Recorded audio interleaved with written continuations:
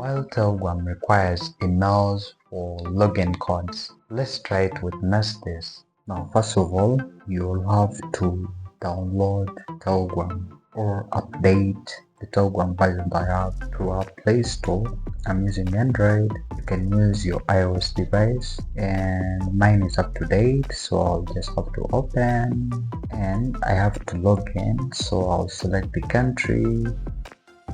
Right, then I'll insert my number, so go next, yes. So this is our new number that we're using. Here I can't skip this, I need to insert the email. You see, when I tap right here to proceed, I need to insert an email for this new number. So let's look at the reasons why they're requesting for the email for this number.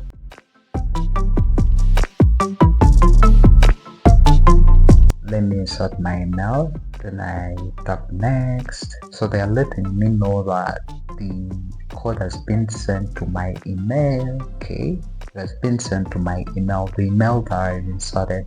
Remember, back in the day, we used a lot of numbers. We used to receive the Telegram login code via the number, but now Telegram is making sure that we receive codes via email. Let me check my email. So Telegram has sent me the login code, so I just press and it's approved. Now again, this error has come, SMS fee problem. Now if you reach this step and you have issues about your SMS fee problem, I did videos about it, so you can check right above.